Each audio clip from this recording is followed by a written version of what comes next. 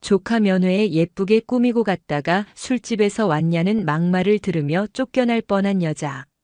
잠시 후 도착한 육군 합참차장 3스타 장군이 그녀를 보자마자 선배님이라며 거수 경례하면서 펼쳐지는 충격적인 참교육 이야기입니다. 경기도 이천의 하늘은 유난히 높고 푸르렀다. 가을의 문턱, 맑은 햇살이 특수전 사령부 예하 제707 특수임무단의 연병장 위로 쏟아져 내렸다. 철조망과 위병소, 각 잡힌 건물들이 뿜어내는 서슬퍼런 긴장감 속에서도 오늘만큼은 들뜬 온기가 감돌았다. 부대 창설 이래 손에 꼽을 만큼 드물게 열리는 가족 초청 행사 날이었기 때문이다. 연병장 한편에 마련된 천막 아래 행사에 초대된 가족들은 대부분 비슷한 모습이었다. 아들의 어깨를 연신 두드리는 아버지의 투박한 손, 정성껏 싸온 음식을 풀어놓는 어머니의 분주한 몸짓, 남자친구의 군복 입은 모습이 신기한 듯 연신 사진을 찍어대는 앳된 얼굴의 연인들. 그들의 옷차림은 약속이라도 한 듯 수수하고 단정했다.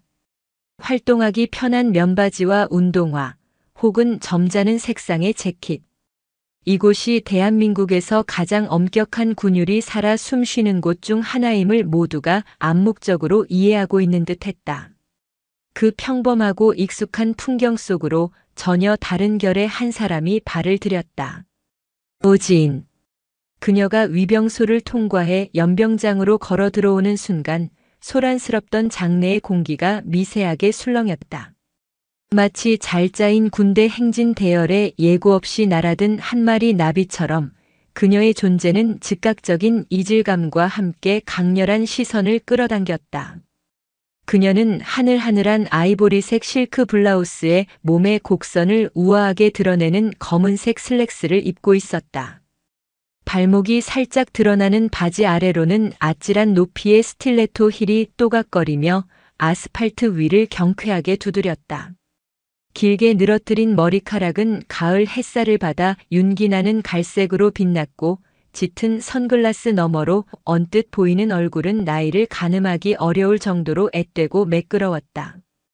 군부대의 흙먼지와 땀 냄새 대신 그녀가 움직일 때마다 은은하고 값비싼 플로럴 계열의 향수 냄새가 바람을 타고 퍼져나갔다. 어머, 저 사람은 누구야? 연예인이라도 왔나? 옷 입은 것 좀 봐. 여기가 어디라고 저렇게. 누구 면회 온 거지? 아들? 아니면 동생? 수군거림이 파도처럼 번져나갔다. 대부분의 시선 속에는 순수한 호기심보다 불편함과 미묘한 경계심이 더 짙게 배어 있었다. 군인 가족이라는 동질감으로 묶여있던 그들의 공간에 오지인은 명백한 외부인이자 이방인이었다. 지인은 주변의 시선 따위는 아랑곳하지 않는다는 듯 선글라스를 살짝 내리며 인파 속에서 익숙한 얼굴을 찾았다. 곧 그녀의 입가에 부드러운 미소가 번졌다. 저만치에서 자신을 발견하고는 어쩔 줄 몰라 하며 뻣뻣하게 굳어있는 조카 강아람 일병의 모습이 보였다. 하람아. 지인이 이름을 부르며 손을 흔들자 곁에 있던 동료들의 놀림 섞인 팔꿈치 쿡쿡질에 등 떠밀린 하람이 종종걸음으로 달려왔다. 검게 그을린 얼굴, 짧게 깎은 머리, 아직은 앳된 티가 남아있지만 훈련으로 다져진 다부진 체격. 영락없는 대한민국 특전사의 모습이었다. 하지만 제 아무리 707의 용사라 한들 고모 앞에서는 그저 수줍은 조카일 뿐이었다. 고모, 여기까지 어떻게 오신다고 미리 말씀도 안 하시고. 하람의 목소리에는 반가움과 함께 당혹감이 역력했다. 그는 저도 모르게 지인의 화려한 옷차림과 주변을 의식하며 목소리를 낮췄다.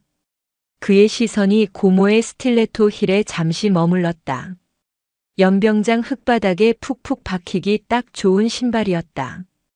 우리 조카 얼굴 보러 왔지. 요즘 세상이 얼마나 좋아졌는데 면회 온다고 미리 보고까지 해야 하나? 지인은 장난스럽게 웃으며 하람의 어깨를 툭 쳤다. 그리곤 자연스럽게 팔짱을 끼며 준비된 좌석 쪽으로 그를 이끌었다. 하람은 고모의 팔에 이끌려가면서도 등 뒤로 꽂히는 수십 개의 눈초리의 등골이 서늘해지는 것을 느꼈다. 특히 평소 자신을 안이 꼽게 여기던 선임들의 짓궂은 눈빛과 마주쳤을 때는 얼굴이 화끈 달아올랐다. 아, 고모 제발 좀 평범하게 하고 오시지. 속으로 끙 앓는 소리를 삼키면서도 하람은 차마 그 말을 입 밖으로 낼 수 없었다. 어릴 적 부모님을 여의고 홀로 남겨진 자신을 지금껏 친아들처럼 돌봐준 사람이 바로 고모 오지인이었기 때문이다. 그녀는 하람에게 부모이자 가장 친한 친구이자 세상에서 가장 든든한 버팀목이었다. 그녀의 직업이 무엇인지는 정확히 몰랐다. 그저 막연하게 정부와 관련된 중요한 일을 하는 사람이라고만 알고 있었다. 어릴 때부터 봐온 그녀는 언제나 당당했고 흐트러짐이 없었으며 세상의 어떤 어려움 앞에서도 결코 무릎 꿇지 않는 강인한 사람이었다. 바로 그 강인함이 오늘 이 자리에서는 너무나도 도드라지고 튀어 보인다는 사실을 하람은 애써 외면하고 싶었다. 두 사람이 자리를 잡고 앉자 주변의 수군거림은 더욱 노골적으로 변했다. 저 군인 엄마는 아닌 것 같은데? 나이가 너무 젊잖아. 애인이겠지. 그런데 군대 면회 오면서 저런 옷을 입고 오는 건 좀 상식이 없는 거 아니야? 그러게 말이야. 꼭 자기가 주인공인 줄 아나 봐. 다른 사람들은 생각 안 하나? 그들의 목소리는 지인에게도 충분히 들릴 만큼 컸다. 하지만 지인은 마치 아름다운 정원에서 클래식 음악이라도 감상하는 사람처럼 미동도 없이 우아한 자세로 앉아 있었다. 그녀는 오히려 핸드백에서 작은 생수병을 꺼내 하람에게 건네며 다정하게 물었다. 훈련은 할 만해? 어디 다친 데는 없고? 네, 고모. 괜찮아요. 여긴 다들 그렇게 지내는걸요. 그래도 늘 조심해야 해. 너 다치면 고모 마음 찢어진다. 그 평범하고 따뜻한 대화가 오가는 동안에도 불편한 시선은 거치지 않았다. 그리고 그 시선들 중 가장 날카롭고 차가운 것이 바로 행사장 전체를 총괄하는 책임자의 것이라는 사실을 지인과 하람은 아직 알지 못했다. 그 시선의 주인은 707특임단 예하 대대의 대대장 마평철 중령이었다. 마 중령은 연병장 단상 옆에 서서 매처럼 날카로운 눈으로 행사장 전체를 훑고 있었다. 그의 잘 다려진 전투복에서는 칼날 같은 기세가 뿜어져 나왔고 안 되면 되게 하라는 특전부대 신조를 온몸으로 증명하듯 그의 표정에는 한치의 흐트러짐도 없었다. 그는 군대의 격식과 규율을 신앙처럼 여기는 사람이었다. 그에게 군부대는 신성한 공간이었고 군 행사는 그 신성함을 확인하는 의식과도 같았다. 그런 그의 눈에 오지인의 모습은 신성한 재단에 떨어진 한 방울의 잉크처럼 용납할 수 없는 오점이었다. 저 여자는 대체 누구야? 마 중령의 미간이 사정없이 구겨졌다. 처음 그녀가 등장했을 때 그는 잠시 부대 홍보를 위해 초청된 연예인이나 인플루언서인가 생각했다. 하지만 강아람 일병과 스스럼 없이 대화하는 모습을 보고는 그 생각이 틀렸음을 알았다. 강아람. 평소에도 어딘가 모르게 주눅 들어있고 훈련 집중도가 떨어진다고 그가 눈여겨보던 병사였다. 강아람이 저런 여자와 어울리니 군 생활에 집중을 못하는 거였군. 그는 성급한 결론을 내렸다. 그의 머릿속에서 오지인은 생각 없고 자기 과시욕에 가득 찬 군대의 신성함을 모독하는 여자로 순식간에 규정되었다. 그는 군인 가족이라면 마땅히 갖춰야 할 군인 가족다운 겸손과 단정함이 그녀에게서는 눈곱만큼도 찾아볼 수 없다고 판단했다.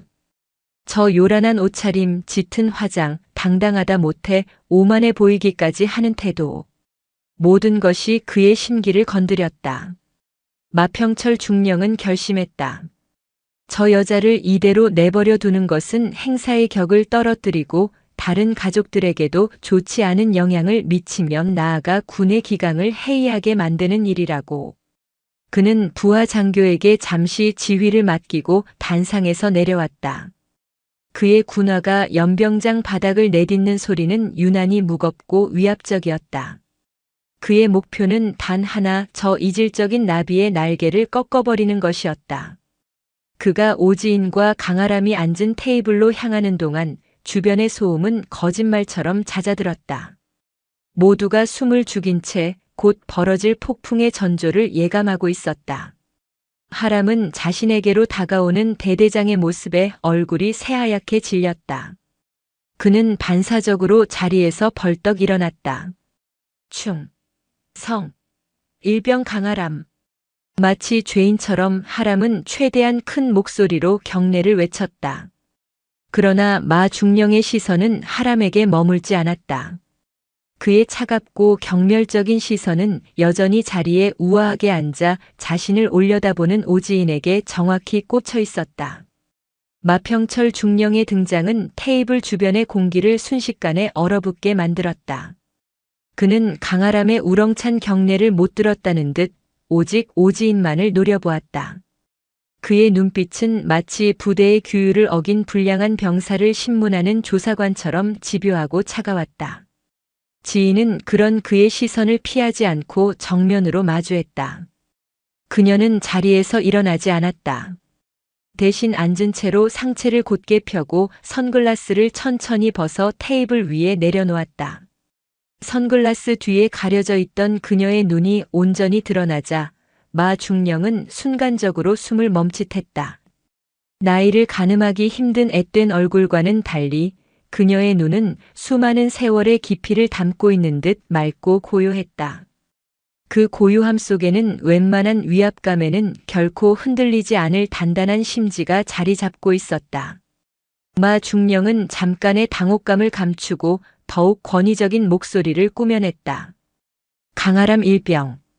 옆에 계신 분은 누구지? 그는 일부러 지인을 무시하고 하람에게 질문을 던졌다. 상대를 대화의 주체로 인정하지 않음으로써 그 존재 자체를 깎아내리려는 의도가 명백했다. 하람은 식은땀을 흘리며 간신히 입을 열었다. 예, 대대장님. 제 고모님이십니다. 고모? 마 중령은 코웃음을 치며 지인을 위아래로 훑어보았다. 그의 시선은 노골적으로 그녀의 몸매를 훑고 지나갔다. 그 무례한 시선 속에는 고모라는 단어에 대한 불신과 함께 어디서 놀다 온 여자라는 식의 경멸이 짙게 깔려 있었다. 고모라 처음 뵙겠습니다. 오늘 행사 안내를 맡고 있는 대대장 마평철 중령입니다. 그는 지인을 향해 고개만 까딱하며 건성으로 자신을 소개했다.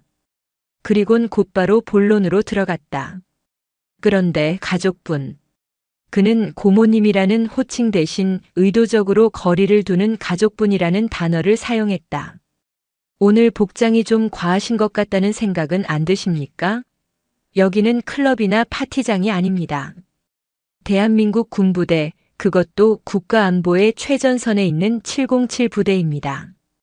이런 엄숙한 장소에 걸맞은 최소한의 예의는 갖춰주셔야 하는 것 아닙니까? 목소리는 점잖았지만 그 안에 담긴 내용은 날카로운 비수와 같았다. 주변의 모든 이들이 들을 수 있는 크기였다. 순식간에 모든 시선이 다시 지인에게로 집중되었다. 이제 그 시선 속에는 단순한 호기심이나 불편함을 넘어 마 중령의 말에 동조하는 듯한 비난의 빛이 섞여들기 시작했다. 하람은 고개를 푹 숙인 채 입술을 깨물었다. 차라리 이 자리에서 기절이라도 해버렸으면 좋겠다고 생각했다. 그러나 지인은 당황하는 기색 하나 없이 침착했다. 그녀는 부드럽지만 단호한 목소리로 답했다. 대대장님 말씀은 잘 알겠습니다. 하지만 제 생각에 저는 오늘 이 자리에 예를 갖춰 정중하게 옷을 입고 왔다고 생각합니다만. 정중하게? 마 중령은 어이가 없다는 듯 헛웃음을 터뜨렸다. 가족분께서 생각하는 정중함의 기준이 일반적인 상식과는 좀 다른 것 같군요. 보십시오. 다른 가족분들께서는 모두 단정하고 수수한 옷차림으로 오셨습니다. 그것이 바로 군과 군인 가족에 대한 존중을 표현하는 방식입니다. 그런데 가족분의 옷차림은 어떻습니까? 혼자만 돋보이려는 것처럼 보이지 않으십니까? 이런 모습이 다른 장병들과 가족들에게 위화감을 조성하고 행사의 본질을 흐리게 만들 수 있다는 생각은 안 해보셨습니까? 그의 말은 교묘했다. 지인의 옷차림을 개인의 취향 문제가 아닌 공동체의 화합을 해치는 이기적인 행동으로 몰아갔다. 주변에 앉아있던 몇몇 가족들이 고개를 끄덕이기 시작했다. 그들은 지인의 화려함에 처음부터 느꼈던 막연한 불편함을 마 중령이 대신 속 시원하게 지적해주자 어느새 그와 한편이 되어 있었다. 지인은 잠시 입을 다물었다. 그녀는 마 중령의 얼굴과 그 뒤에서 동조의 눈빛을 보내는 사람들의 얼굴을 천천히 둘러보았다. 그리고 다시 마 중령에게 시선을 고정했다.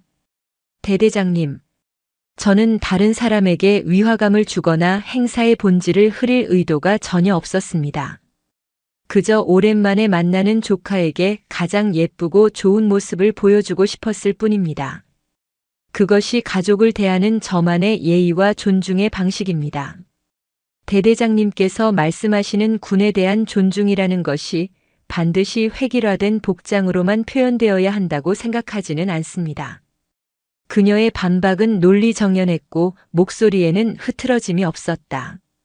오히려 자신의 천박한 편견을 정중하게 꾸짖는 듯한 느낌마저 들자 마 중령의 얼굴이 벌겋게 달아올랐다. 그는 일개 민간인, 그것도 젊은 여자에게 자신의 권위가 도전받았다는 사실에 참을 수 없는 모욕감을 느꼈다. 말씀 한번 잘하시는군요. 하지만 여긴 군대입니다. 군대는 당신 같은 민간인이 생각하는 상식과 논리가 통하는 곳이 아닙니다. 이곳의 규율과 격식은 수많은 선배들의 피와 땀으로 만들어진 것입니다. 그걸 당신 같은 사람이 멋대로 재단하고 평가할 수 있는 게 아니란 말입니다. 마 중령의 목소리가 점차 높아졌다.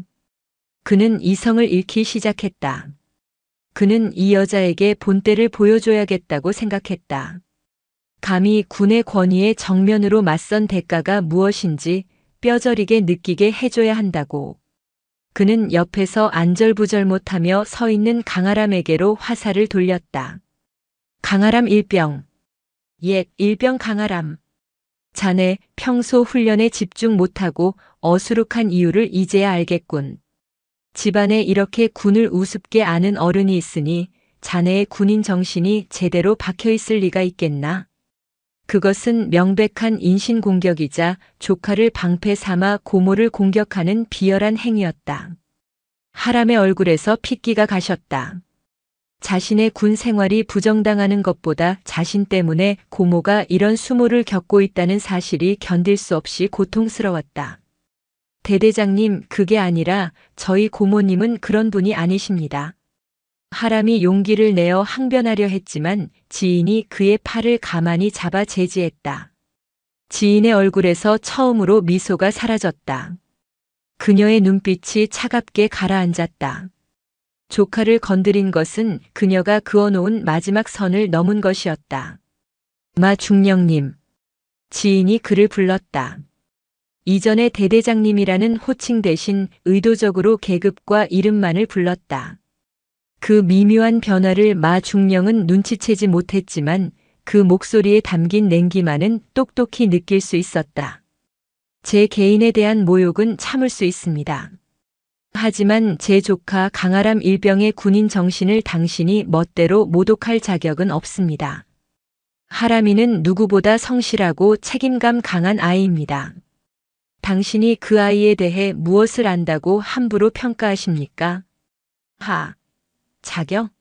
내가 이 아이의 지휘관이야.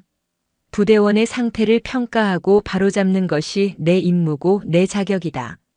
당신이야말로 무슨 자격으로 군 내부의 일에 끼어드는 거지? 당신 정체가 대체 뭐야? 분노에 찬 마 중령의 시선이 다시 한번 지인의 몸을 훑었다. 화려한 옷차림, 젊고 아름다운 외모, 그리고 군의 권위에 순응하지 않는 당돌한 태도. 이 모든 것들이 그의 머릿속에서 비뚤어진 하나의 결론으로 합쳐졌다. 그는 입가에 경멸적인 미소를 걸고 모두가 들으라는 듯 큰 소리로 내뱉었다. 그의 군 경력, 아니 그의 인생 전체를 송두리째 바꿔놓을 한마디였다. 옷차림이나 말하는 뽐새를 보니 어디 강남 술집에서라도 오셨나? 군부대가 어떤 곳인지도 모르고 물 좋은 남자라도 하나 낚아보려고 작정하고 온 모양인데 장소 한번 잘못 골랐어. 여긴 당신 같은 여자가 함부로 드나들 곳이 아니란 말이다. 순간 세상의 모든 소리가 멎었다. 술집 여자. 그 지독하게 모욕적인 단어가 연병장 전체에 메아리 쳤다. 몇몇 사람들은 너무나 충격적인 발언에 입을 가렸고 몇몇은 오히려 재미있는 구경거리라도 난 듯 희희낙낙했다. 강아람의 두 눈에서는 참았던 눈물이 왈칵 터져 나왔다. 그는 주먹을 꽉 쥔 채 부들부들 떨었다. 당장이라도 마 중령에게 달려들어 주먹이라도 날리고 싶었지만 군인이라는 신분이 그의 발목을 쇳덩이처럼 붙잡았다. 모두가 오지인의 반응을 기다렸다. 울음을 터뜨리거나 혹은 똑같이 욕설을 퍼부으며 싸우거나 아니면 수치심에 못 이겨 자리를 박차고 떠나거나 마 중령은 그녀가 어떤 반응을 보이든 자신이 완벽하게 승리했다고 확신했다. 그러나 지인의 반응은 그들의 모든 예상을 벗어났다. 그녀는 울지도 소리치지도 않았다. 오히려 방금 전보다 더 깊은 고요함에 잠긴 듯 마 중령을 응시했다. 그 어떤 감정도 읽을 수 없는 그 눈빛 앞에서 마 중령은 처음으로 정체 모를 불안감을 느꼈다. 마치 자신이 건드린 것이 연약한 나비가 아니라 깊은 동굴 속에 잠들어 있던 거대한 용의 영린일지도 모른다는 본능적인 공포였다. 지인은 천천히 자리에서 일어섰다. 그녀의 스틸레토 힐 때문에 그녀의 시선은 마 중령과 거의 같은 높이에 있었다.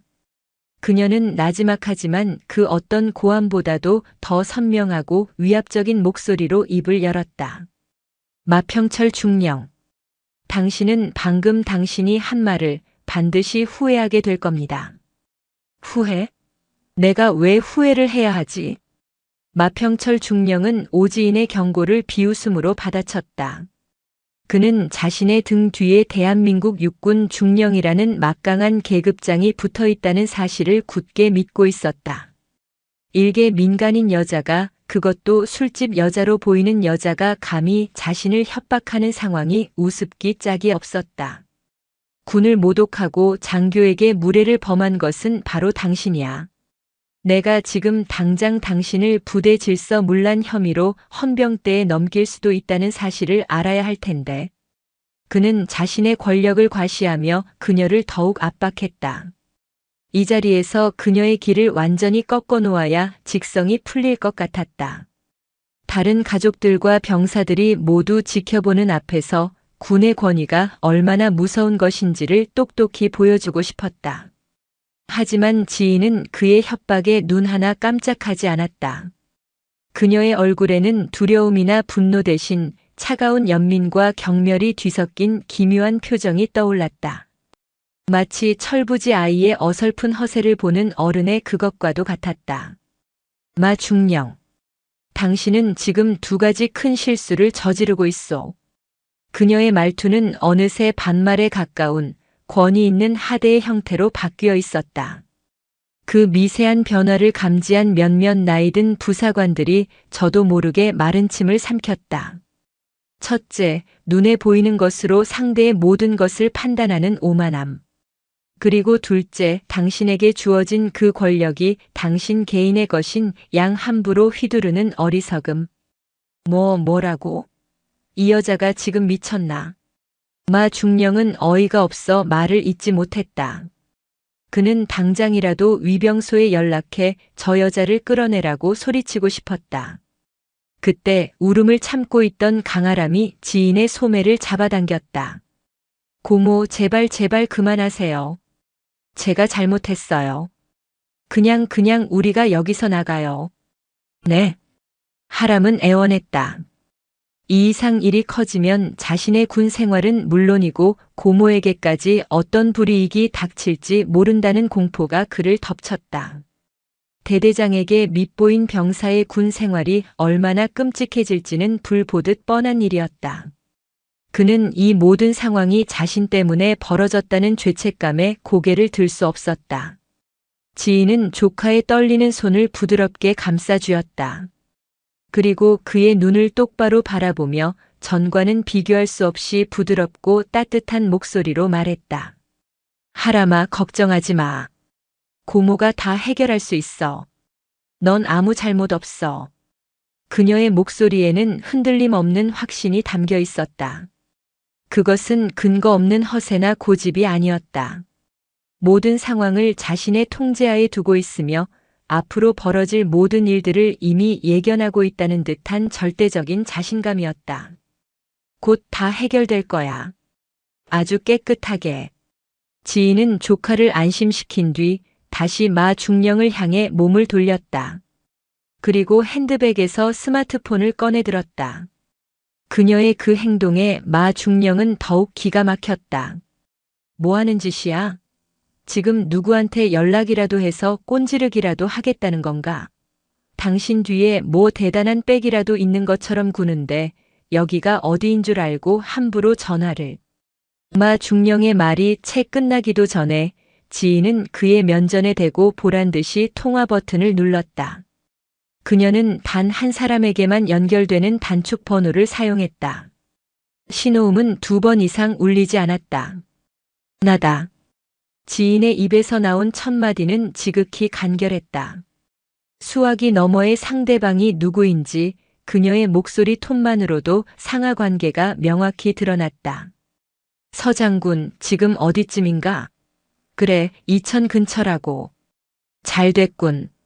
내가 지금 자네 관할 부대 안에 있는데 와서 처리해야 할 일이 좀 생겼어. 707 부대. 그래, 바로 거기다. 와서 마평철 중령을 좀 찾아. 상황은 와보면 알게 될 거야.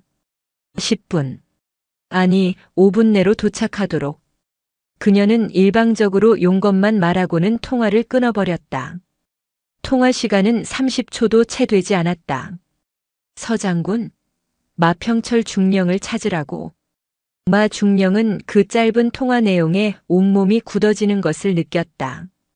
장군이라는 단어가 그의 귓가를 날카롭게 파고들었다. 하지만 그는 애써 태어난 척 더 큰 소리로 그녀를 비웃었다. 하, 아주 쇼를 하는군. 쇼를 해. 어디서 연극 배우라도 데려왔나? 서 장군? 대한민국의 서시 성을 가진 장군이 한둘인 줄 알아? 당신이 전화를 건다고 그 높은 분들이 여기까지 달려올 것 같아? 여기가 무슨 민원센터인 줄 아나? 그는 지인이 겁을 먹고 거짓말을 하고 있다고 확신했다. 아무리 생각해도 말이 되지 않았다. 저렇게 젊고 화려한 여자가 장군과 직접 통화를 하고 오라가라 명령까지 한다는 것은 상상조차 할 수 없는 일이었다. 내가 이 행사의 총책임자야. 당신이 아무리 발버둥 쳐봐야 달라지는 건 없어. 마 중령이 자신의 권위를 다시 한번 강조하며 소리치는 순간이었다. 부대 밖에서 들려오기 시작한 희미한 소리가 그의 말을 덮어버렸다. 처음에는 하나였던 소리가 둘이 되고 셋이 되었다. 그것은 일반 차량의 엔진 소리와는 차원이 다른 육중하고 위압적인 소리였다. 여러 대의 차량이 고속으로 부대를 향해 접근하고 있었다. 그리고 그 소리 사이로 간헐적으로 울리는 사이렌 소리가 섞여들었다. 비상 상황이 아닌 이상 부대 내에서 결코 울릴 일이 없는 가장 높은 수준의 의전을 의미하는 소리였다. 연병장에 있던 모든 사람들의 시선이 일제히 위병소 방향으로 향했다. 마 중령 역시 불안한 표정으로 소리가 들려오는 쪽을 쳐다보았다. 위병소 근무를 서던 헌병들의 움직임이 갑자기 분주해졌다. 무전기를 통해 다급한 보고가 오가는 것이 멀리서도 보였다. 뭐야? 무슨 일이야? 마 중령이 근처에 있던 부하 장교에게 소리쳤다. 상황 파악을 위해 달려갔던 장교가 얼굴이 하얗게 질린 채 뛰어왔다. 네, 대대장님. 큰일 났습니다. 무슨 일이냐고. 똑바로 보고해. 합동참모본부에서 차량이 오고 있다고 합니다. 그것도 합참 차장님께서 직접 오고 계시다고. 뭐? 합참 차장. 마평철 중령의 눈이 최대로 커졌다. 합동참모 차장. 대한민국 국군 의전 서열 최상위권에 속하는 삼성 장군 중장. 특전사령관도 육군 참모총장도 아닌 전군을 통틀어 손에 꼽히는 최고위 지휘관이 아무런 예고도 없이 이 작은 부대 행사장으로 오고 있다는 말이었다. 대체 왜? 무엇 때문에? 그의 머릿속이 하얗게 비어버렸다. 불시에 부대 감찰이라도 나온 것인가? 아니면 자신이 모르는 엄청난 군사적 상황이라도 터진 것인가? 수만 가지 생각이 그의 뇌리를 스치고 지나갔다. 그때 그의 등 뒤에서 너무나도 평온하고 차분한 목소리가 들려왔다. 이제 곧 도착할 모양이군. 마 중령이 기계처럼 삐걱거리며 고개를 돌렸다. 오지인. 그녀는 마치 이 모든 상황을 처음부터 알고 있었다는 듯 조금의 동요도 없이 위병소 쪽을 바라보고 있었다. 그녀의 얼굴에는 희미한 미소마저 감돌고 있었다. 그 순간 마평철 중령의 온몸을 지배하던 오만과 분노는 흔적도 없이 사라지고 그 자리를 거대한 공포가 채우기 시작했다. 눈앞에 이 여자. 자신이 술집 여자라고 모욕했던 이 여자가 지금 벌어지고 있는 상상조차 할 수 없는 이 상황과 관련이 있을지도 모른다는 끔찍한 예감이 그의 등골을 타고 흘렀다. 설마. 아니야. 그럴 리가 없어. 우연일 거야. 그는 필사적으로 현실을 부정했다. 하지만 그의 심장은 통제 불능 상태로 미친 듯이 울부짖고 있었다. 기이그. 요란한 타이어 마찰음과 함께 검은색 지휘 차량을 선두로 한 차량 행렬이 연병장 안으로 미끄러져 들어왔다. 선두 차량의 번호판 옆에는 선명하게 빛나는 은색 별 3개가 박혀 있었다. 모든 것이 멈췄다. 시간도 바람도 사람들의 숨소리마저도. 오직 심장이 터질 듯한 고요함만이 연병장을 가득 메웠다. 폭풍이 마침내 도착한 것이다. 시간이 멈췄다. 아니, 시간은 흐르고 있었지만 연병장 위의 모든 생명체는 그 흐름에서 비껴난 듯 했다. 검은색 지휘 차량의 번호판 옆에서 가을 햇살을 받아 서늘하게 빛나는 3개의 별. 그 작은 금속 조각이 뿜어내는 권위는 연병장 전체의 공기를 압축시켜 진공 상태로 만들어버릴 만큼 절대적이었다. 가장 먼저 반응한 것은 차량들이었다. 선두의 삼성 장군 지휘 차량을 뒤따르던 검은 세단과 호위용 지프의 문이 거의 동시에 그러나 소리 없이 열렸다. 문이 열리기가 무섭게 잘 다려진 전투복과 각 잡힌 정복 차림의 장교와 부사관들이 민첩하게 쏟아져 나왔다.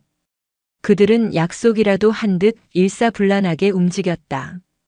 일부는 지휘 차량 주변의 경계 태세를 갖추었고 일부는 날카로운 눈으로 행사장 전체를 스캔하기 시작했다.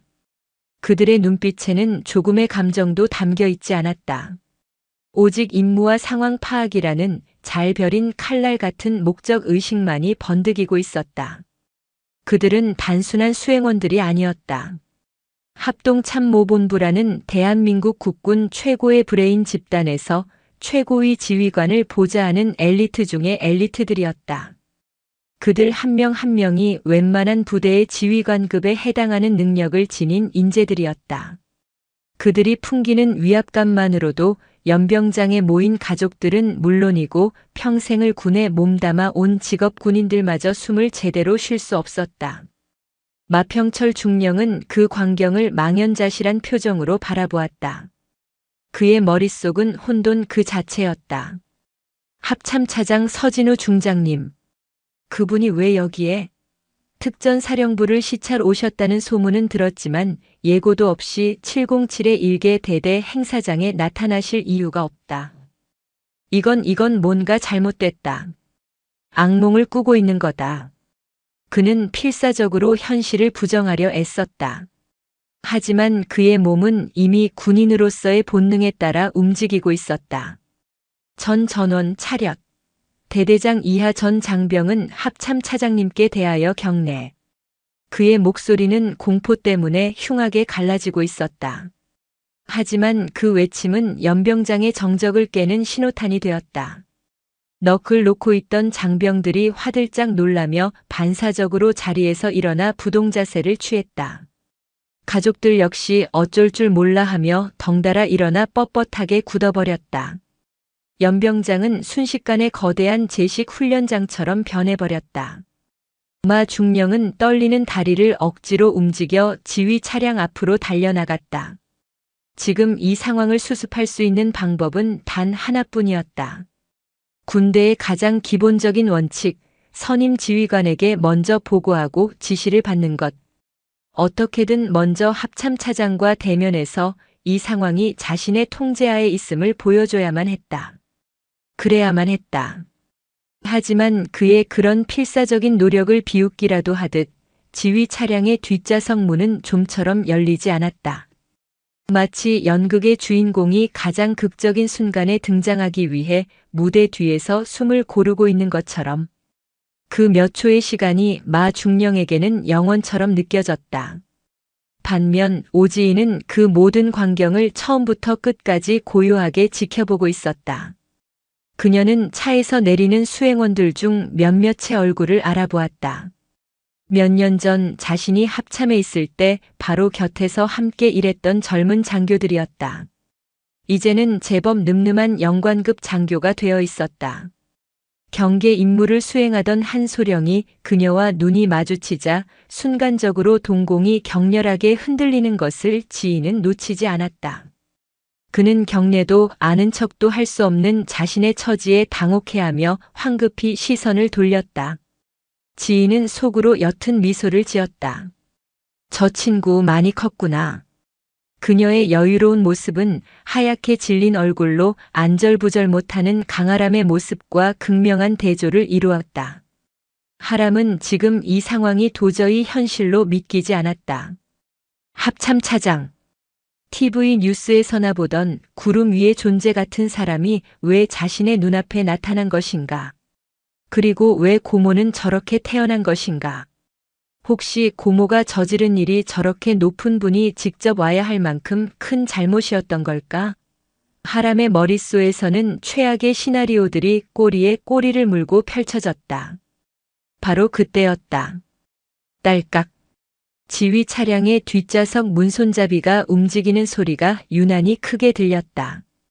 그리고 천천히 육중한 문이 바깥쪽으로 열리기 시작했다. 가장 먼저 땅을 밟은 것은 먼지 하나 없이 완벽하게 광을 낸 검은색 전투화였다. 이어서 굵고 단단한 다리가 모습을 드러냈고 마침내 한 사내가 차에서 내려 모습을 완전히 드러냈다. 서진우 중장. 나이는 50대 초반으로 보였지만 그의 어깨는 웬만한 20대 장병들보다도 넓고 단단했다. 잘 다려진 전투복은 그의 군살 하나 없는 몸을 빈틈없이 감싸고 있었고 가슴에 달린 수많은 훈장들은 그가 거쳐온 군 생활의 무게를 말해주고 있었다. 하지만 그를 가장 압도적으로 만드는 것은 그의 눈빛이었다. 수많은 전략과 작전을 구상하고 수만 명의 생사를 결정해온 지휘관의 눈. 그 눈은 부드러운 듯 하면서도 모든 것을 꿰뚫어 보는 듯한 깊이와 날카로움을 동시에 담고 있었다. 서진우 중장은 차에서 내리자마자 잠시 눈을 가늘게 뜨고 연병장 전체를 빠르게 훑었다.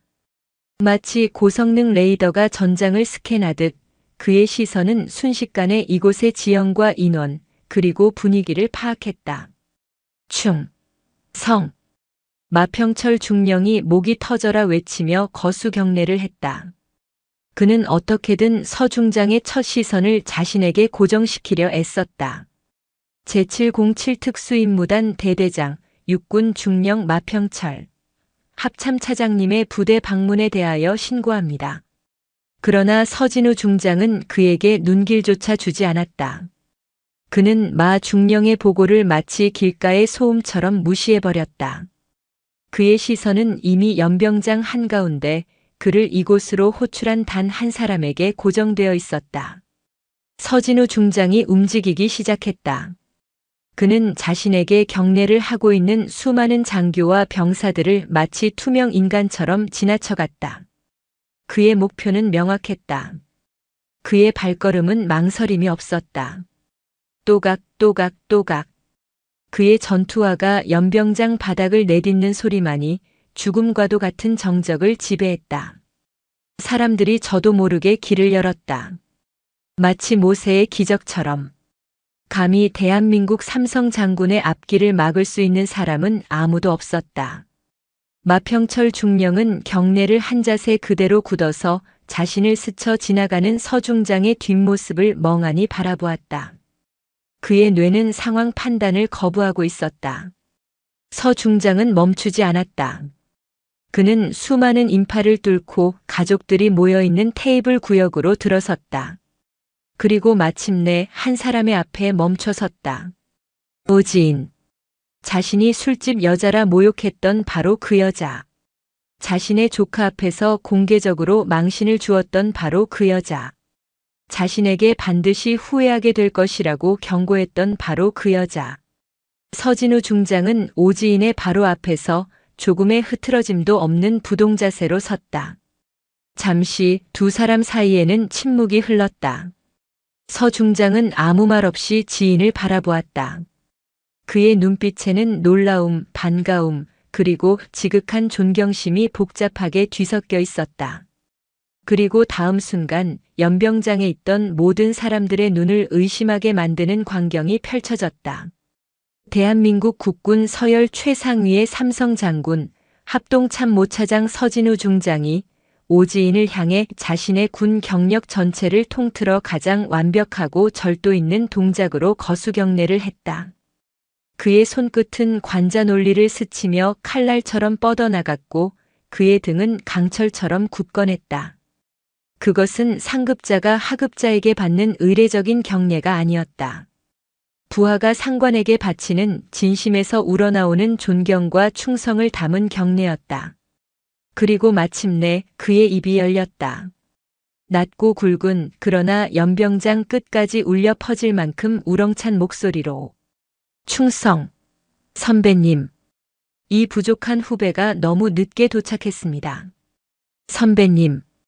그 한마디가 마평철 중령의 세계를 완전히 무너뜨렸다. 선배님? 마평철 중령의 귓가에 그 단어가 비수처럼 날아와 박혔다. 그의 뇌는 그 단어가 가진 의미를 해석하기 위해 필사적으로 작동했지만 이미 과부하가 걸린 회로는 스파크만 튀길 뿐이었다. 대한민국 군대에서 삼성 장군이 선배님이라고 부를 수 있는 존재는 극히 제한적이다. 같은 장성이거나 혹은 그 이상의 경력을 가진 퇴역 군인이거나. 하지만 눈앞의 저 여자는 아무리 봐도 서진우 중장보다 젊어 보였다. 혼란은 비단마 중령만의 것이 아니었다. 연병장에 있던 모든 장병들과 가족들이 눈앞의 광경을 현실로 받아들이지 못한 채 얼어붙어 있었다. 아들의 군 생활이 걱정되어 조마조마한 마음으로 상황을 지켜보던 어머니도 남자친구가 곤란해질까봐 발을 동동 구르던 곰신 여자친구도 감히 대대장에게 맞서는 저 여자의 정체가 무엇일까. 수군대던 다른 가족들도 모두가 입을 떡 벌린 채 할 말을 잃었다. 강아람은 그 자리에서 그대로 돌이 되어버린 듯 했다. 자신의 고모가 하늘처럼 보이던 삼성 장군에게 선배님이라는 호칭과 함께 경례를 받고 있었다. 어릴 적부터 자신을 돌봐주던 다정하고 아름다운 고모의 모습 위로 전혀 다른 미지의 이미지가 겹쳐지기 시작했다. 그 거대한 이미지의 무게에 하람은 숨조차 쉴 수 없었다. 정적을 깬 것은 오지인이었다. 그녀는 서진우 중장의 경례를 받으며 가볍게 고개를 끄덕여 보였다. 군복을 입지 않은 민간인이었기에 거수 경례로 답할 수는 없었지만 그 미동 하나에는 서 중장의 경례를 온전히 받아들인다는 무언의 권위가 담겨 있었다. 서 장군, 오랜만이군. 자네가 여기까지 올 일은 아니었는데 내가 괜한 수고를 시켰어. 그녀의 목소리는 지극히 평온했다. 마치 오랜만에 만난 친한 후배에게 안부를 건네는 듯한 말투였다. 하지만 그 평온함이 듣는 이들에게는 더 큰 충격으로 다가왔다. 서진우 중장은 경례를 풀고 자세를 바로 했다. 그는 여전히 지인의 앞에서 꼿꼿한 자세를 유지하며 말했다. 아닙니다, 선배님. 선배님께서 부르시면 어디라도 달려오는 것이 후배의 도리입니다. 그런데 여기까지는 어인 일이십니까? 조카분 면회를 오셨다고 들었습니다만. 그의 말 속에는 단순한 안부를 넘어선 감히 누가 선배님의 심기를 건드렸습니까?라는 날카로운 질문이 숨겨져 있었다. 그의 시선이 아주 잠깐 지인의 옆에 서 있는 마평철 중령에게로 향했다. 그 짧은 순간 서 중장의 눈빛은 얼음장처럼 차갑게 변했다. 그때 서 중장의 뒤에 서 있던 합참의 영관급 장교들 사이에서 작은 웅성거림이 터져나왔다. 그들 중 비교적 젊은 장교들은 눈앞의 여성이 누구인지 몰라 어리둥절했지만 합참에서 잔뼈가 굵은 몇몇 대령들은 그녀의 얼굴을 알아보고 경악을 금치 못했다. 세상에, 저분은 오지인 장군님 아니신가? 전임 합참차장님 강철 나비께서 왜 여기에? 그들의 속삭임은 작았지만 주변의 다른 장교들의 귀로 빠르게 퍼져나갔다. 그리고 그 속삭임은 곧 연쇄 폭발과 같은 깨달음의 파동을 일으켰다. 오지인. 육군사관학교를 수석으로 졸업하고 여군 최초로 전투병과 소대장을 역임했으며 이후 주요 작전 및 전략 부서의 핵심 보직을 두루 거친 전설적인 인물. 남성 중심의 군 조직에서 오직 실력 하나만으로 편견의 벽을 깨부수고 최연소로 별을 달았던 입지전적인 여군. 그리고 마침내 대한민국 국군 창설 이래 여성으로서는 최초로 합동참모차장 삼성 장군의 자리에 올랐던 인물. 그녀의 별명은 강철 나비 아이언 버터플라이였다. 나비처럼 우아하고 아름다운 외모를 가졌지만 그 본질은 강철보다도 단단하고 예리하다는 의미에서 붙여진 별명이었다. 그녀의 날카로운 전략 분석과 과감한 결단력은 적에게는 공포의 대상이었고 아군에게는 가장 굳건한 신뢰의 상징이었다. 몇 년 전 그녀는 군 최고 수뇌부와의 정책적 견해 차이로 더 높은 자리를 눈앞에 두고 명예롭게 전역을 선택했다. 그녀의 갑작스러운 퇴역은 군 전체에 큰 충격과 아쉬움을 남겼다. 이후 국방 관련 연구소에서 조용히 자문 역할을 하고 있다는 소문만 무성할 뿐 공식 석상에는 거의 모습을 드러내지 않아 서서히 족들의 기억 속에서 잊혀가고 있었다. 바로 그 전설이 지금 자신들의 눈앞에 서 있는 것이다. 모든 퍼즐 조각이 맞춰지는 순간 마평철 중령은 온몸에 피가 역류하는 듯한 끔찍한 감각에 휩싸였다. 전임 합참차장? 오지인 장군? 말도 안 돼. 그는 눈앞의 현실을 믿을 수가 없었다. 자신이 술집 여자라고 희롱하고 군을 모독하는 여자라고 몰아세웠던 저 사람이 불과 몇 년 전까지만 해도 서진우 중장과 동급이자 선배였던 하늘과도 같은 대선배였다는 사실을. 그의 다리가 후들거리기 시작했다. 턱은 사시나무처럼 떨렸고 등줄기로는 식은땀이 폭포수처럼 흘러내렸다. 자신이 무슨 짓을 저질렀는지 그제야 뼈저리게 실감했다. 그것은 단순히 민간인에게 무례를 범한 수준의 실수가 아니었다. 군의 대선배이자 전설적인 영웅의 명예에 씻을 수 없는 오물을 끼얹은 대역죄였다. 지인은 자신을 둘러싼 경악과 충격의 시선들을 뒤로하고 서진우 중장에게 말했다. 서 장군, 자네가 와서 다행이군. 내가 처리하는 것보다는 현역인 자네가 직접 정리하는 게 모양새가 좋을 것 같아서 말이야. 그녀는 천천히 고개를 돌려 넋이 나간 채 서 있는 마평철 중령을 바라보았다. 그녀의 눈빛에는 더 이상 어떤 감정도 담겨 있지 않았다. 그것은 이미 생명이 끊어진 사물을 바라보는 듯한 공허하고 차가운 시선이었다. 저기 서 있는 마평철 중령. 지인의 손가락이 정확하게 마 중령을 가리켰다. 마 중령은 마치 사형 선고를 받는 죄수처럼 온몸을 움츠렸다. 조카 며느리를 와서 조용히 행사를 지켜보고 있던 나에게 복장이 군부대에 어울리지 않는다며 시비를 걸더군. 그녀의 목소리는 담담했지만 그 내용은 서진우 중장을 비롯한 모든 지휘관들의 얼굴을 굳게 만들었다. 거기까지는 좋았어. 군의 기강을 위한 충정이라고 이해해 줄 수도 있었지. 하지만 그는 내 조카 강아람 일병을 들먹이며 가정의 군을 우습게 아는 어른이 있으니 군인 정신이 썩었다고 모욕했어. 서진우 중장의 눈썹이 꿈틀했다. 현역 장병의 가족 앞에서 그 장병의 군인 정신을 모욕하는 것은 지휘관으로서 절대 해서는 안 될 금기 중 하나였다. 지인의 말은 계속됐다. 그녀의 목소리는 점점 더 차가워지고 있었다. 그리고 마지막에는 여기 모인 모든 가족과 장병들이 듣는 앞에서 나에게 이렇게 묻더군. 그녀는 잠시 말을 멈추고 마평철 중령의 눈을 똑바로 응시했다. 마 중령은 그 시선을 감당하지 못하고 고개를 떨구었다. 어디 술집에서 온 여자냐고. 남자라도 하나 낚아보려고 온 거냐고 말이야. 그 말이 터져나오는 순간 서진우 중장의 얼굴에서 모든 핏기가 사라졌다. 그의 온몸에서 살기에 가까운 분노가 뿜어져 나왔다. 합참차장의 분노는 그 자체로 하나의 전략 무기와도 같았다. 주변의 공기가 얼어붙고 온도가 몇 도는 떨어진 듯한 착각마저 들었다. 서진우 중장은 아무 말 없이 천천히 마평철 중령에게로 고개를 돌렸다. 그의 움직임은 너무나 느렸지만 그 안에 담긴 무게감은 마 중령의 숨통을 짓누르기에 충분했다. 전설의 베일이 벗겨진 자리에는 이제 혹독한 심판의 시간만이 남아 있었다. 서진우 중장의 시선이 마평철 중령의 얼굴에 닿았다.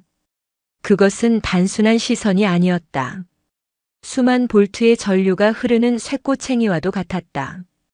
마 중령은 온몸이 타들어가는 듯한 고통과 함께 자신의 군 생활이, 아니, 인생 자체가 송두리째 죄로 변하고 있음을 직감했다. 마평철 중령. 서진우 중장의 목소리는 놀랍도록 차분했다.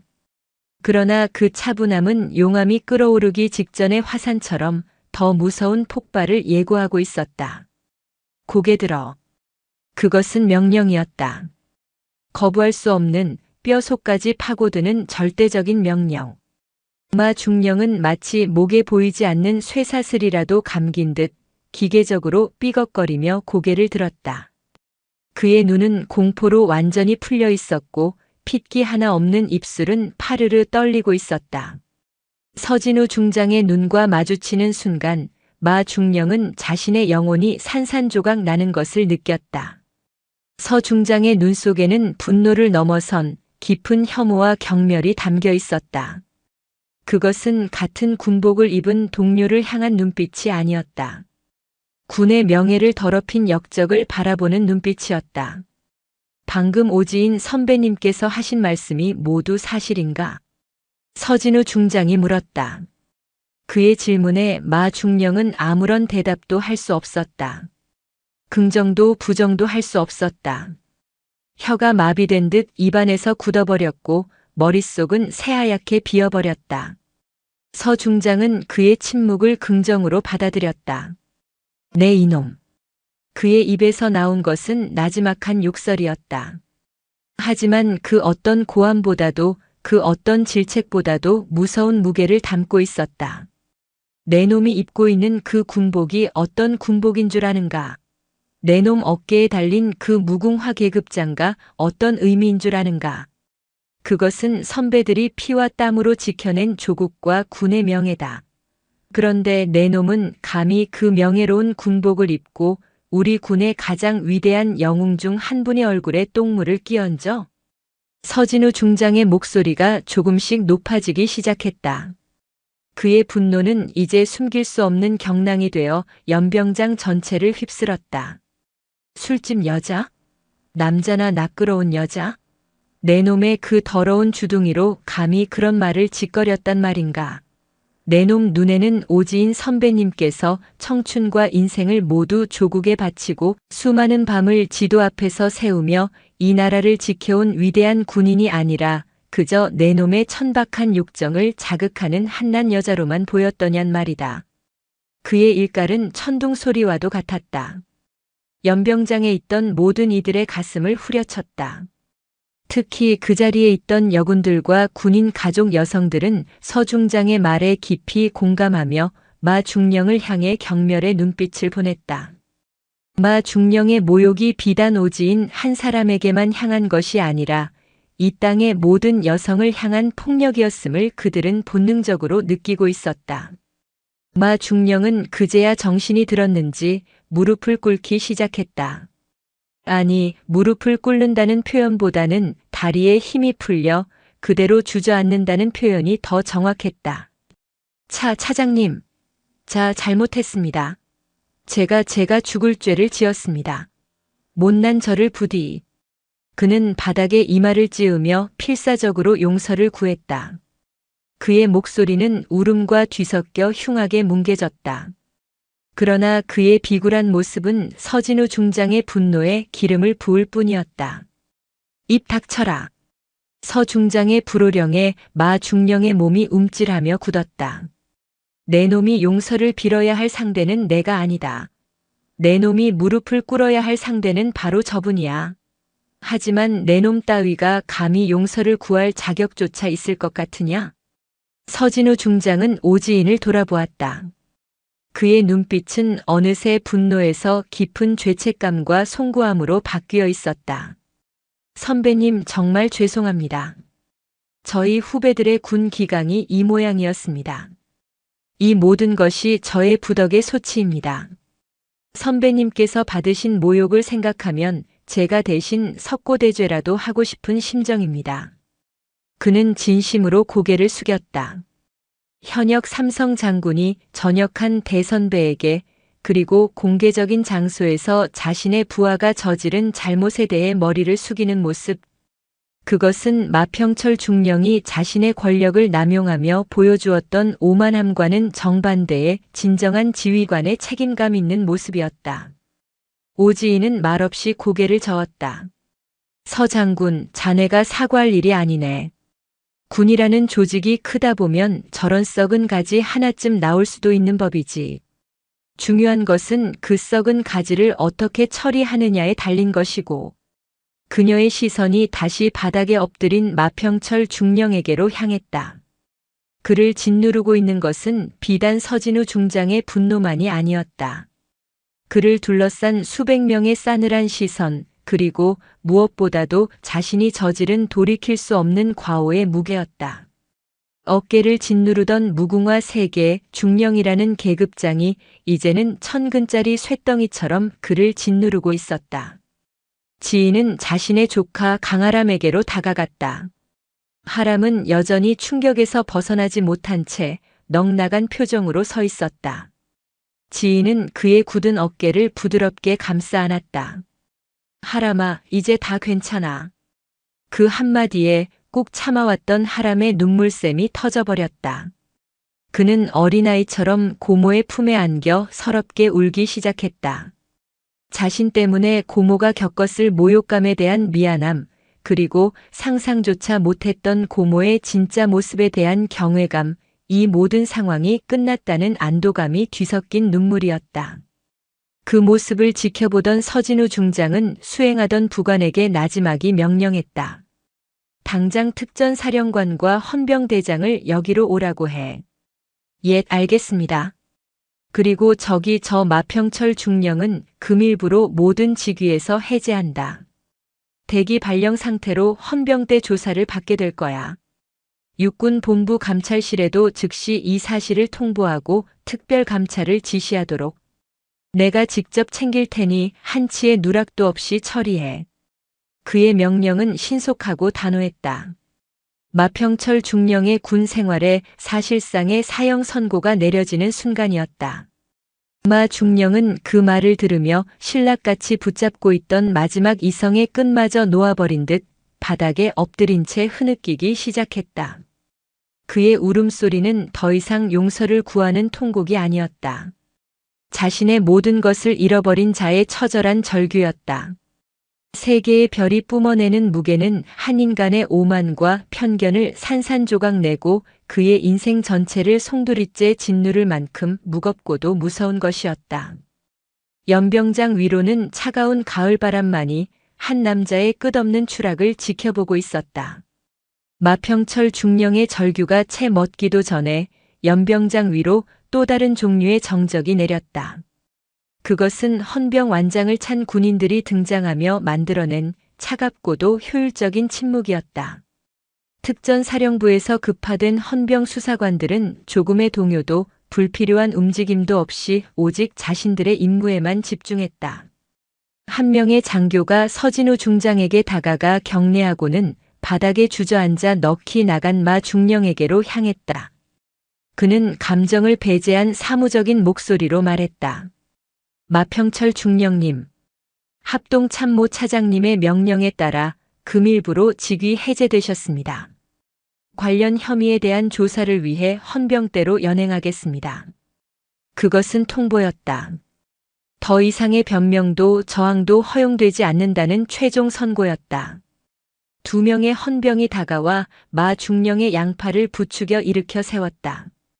조금 전까지만 해도 이 연병장의 왕처럼 군림하며 모두를 호령하던 그의 몸은 이제 완전히 힘이 빠진 손뭉치처럼 무기력하게 끌려갔다.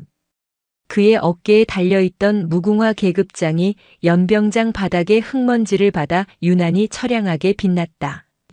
그가 끌려가는 모습을 연병장에 있던 모든 사람들이 숨죽인 채 지켜보았다.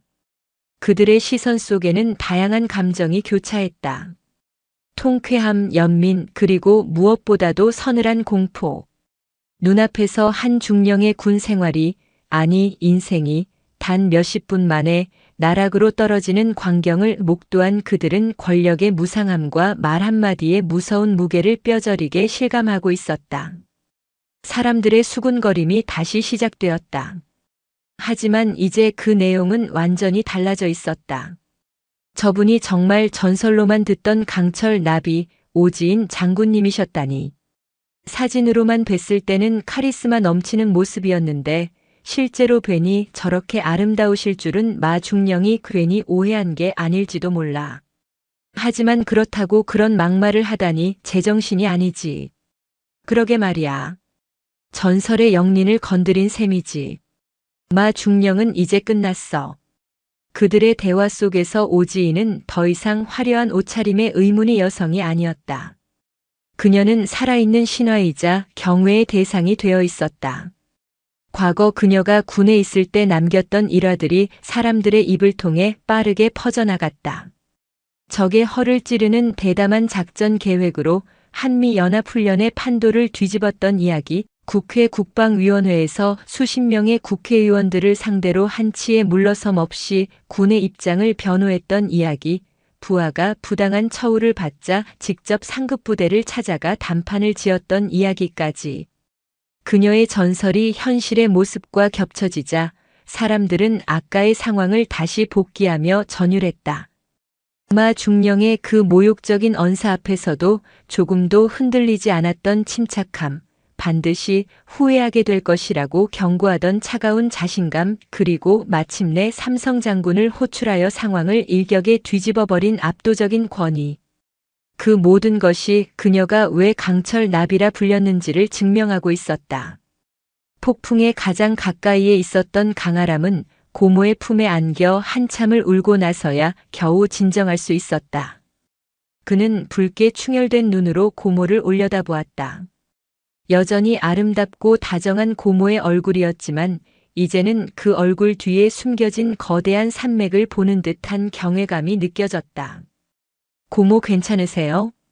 하람은 자신 때문에 고모가 겪었을 마음의 상처가 걱정되어 조심스럽게 물었다.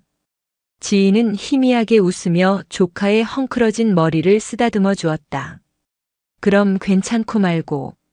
고모는 저런 말 몇 마디에 상처받을 만큼 약하지 않아. 오히려 걱정되는 건 너야. 오늘 일 때문에 부대 생활이 힘들어지면 어떡하지?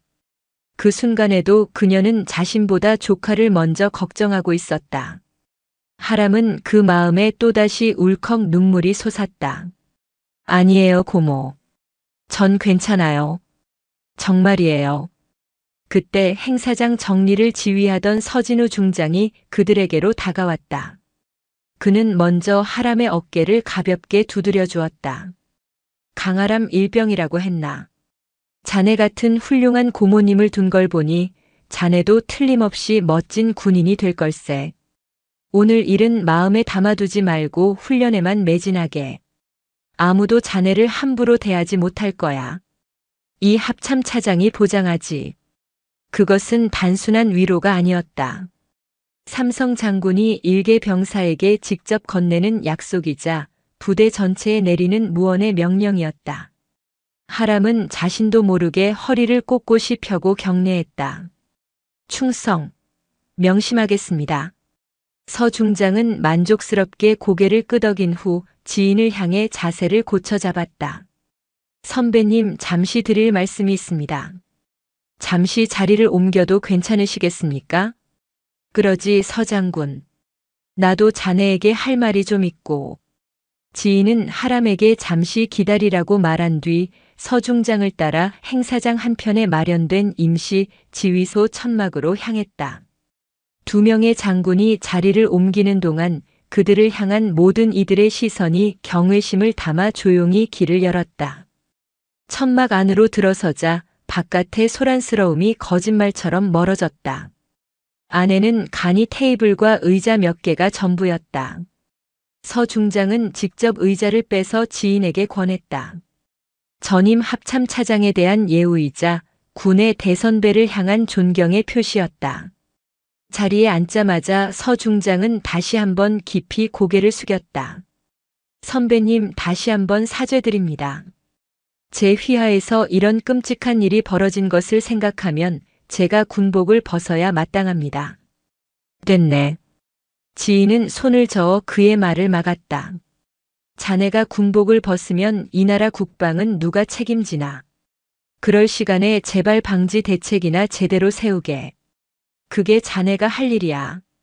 그녀의 말은 여전히 단호했지만 그 안에는 후배를 향한 믿음과 격려가 담겨 있었다. 그런데 서 장군.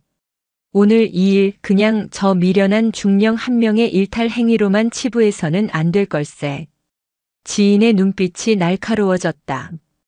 그녀는 더 이상 조카의 고모가 아닌 대한민국 국방의 미래를 걱정하는 전략가의 얼굴로 돌아와 있었다.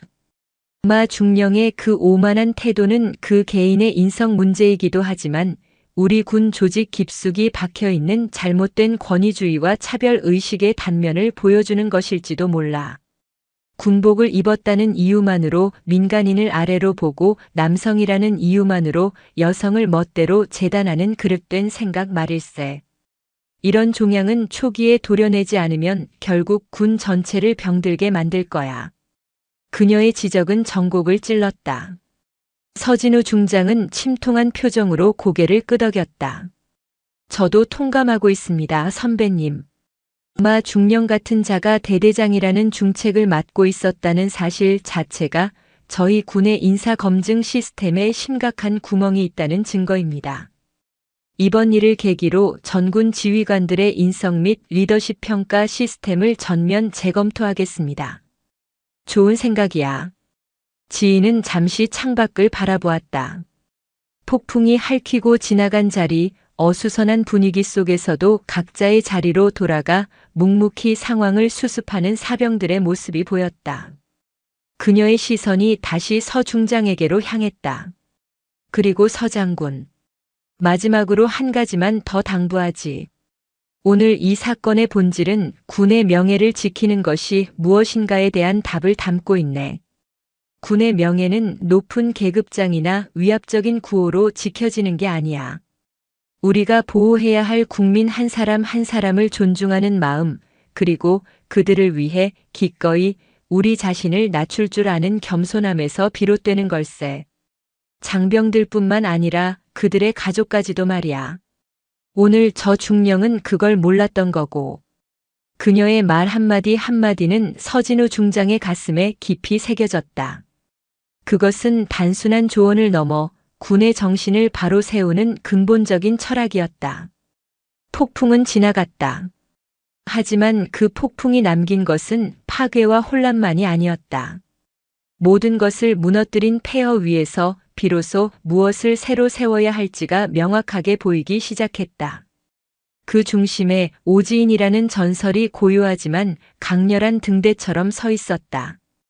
임시지휘소 천막 안 오지인과 서진우 중장 사이에는 묵직한 침묵이 흘렀다. 그것은 어색한 침묵이 아니었다. 한 시대의 군을 이끌었던 선배와 현재 그 책임을 짊어지고 있는 후배가 군의 미래라는 무거운 화두를 앞에 두고 나누는 존중의 시간이었다. 먼저 입을 연 것은 서진우 중장이었다. 그는 자리에서 일어나 지인을 향해 허리를 굽혔다. 선배님께서 주신 가르침, 뼛속 깊이 새기겠습니다. 부끄럽지만 저 또한 별을 단 이후로는 현장의 목소리보다 보고서의 글자를 더 믿으려 했던 순간들이 있었습니다. 오늘 선배님 덕분에 제가 얼마나 중요한 것을 잊고 있었는지 다시 한번 깨달았습니다. 그의 고백은 진솔했다. 대한민국 군의 최상층부를 지탱하는 삼성 장군의 입에서 나온 자기 반성은 그 자체로 엄청난 무게를 지니고 있었다. 지인은 그런 그를 가만히 바라보다가 희미한 미소를 지었다. 서 장군, 자네는 내가 아는 누구보다도 군을 사랑하고 부하를 아끼는 지휘관이야. 그러니 너무 자책하지 말게. 다만 오늘의 이 교훈을 잊지만 말아다오. 그리고 이 교훈을 자네 혼자만 간직하지 말고 전군에 퍼뜨려 주게나. 그것이 내가 자네에게 바라는 바이네. 명심하겠습니다. 서 중장은 단호하게 대답했다. 그는 잠시 무언가를 생각하는 듯 하더니 조심스럽게 입을 열었다.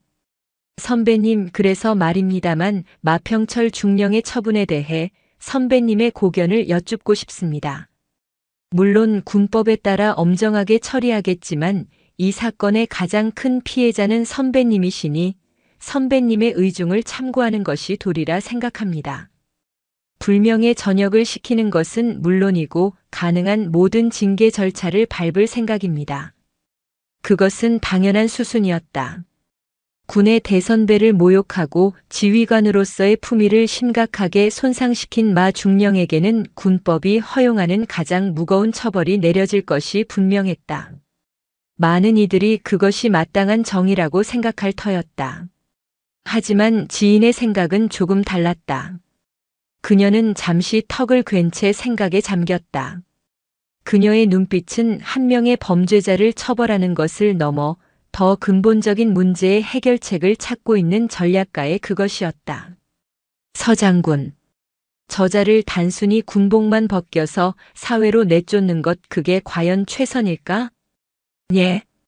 서 중장은 의외의 질문에 당황한 표정을 지었다. 그에게 군복을 벗기는 것은 어찌 보면 가장 쉬운 해결책이야.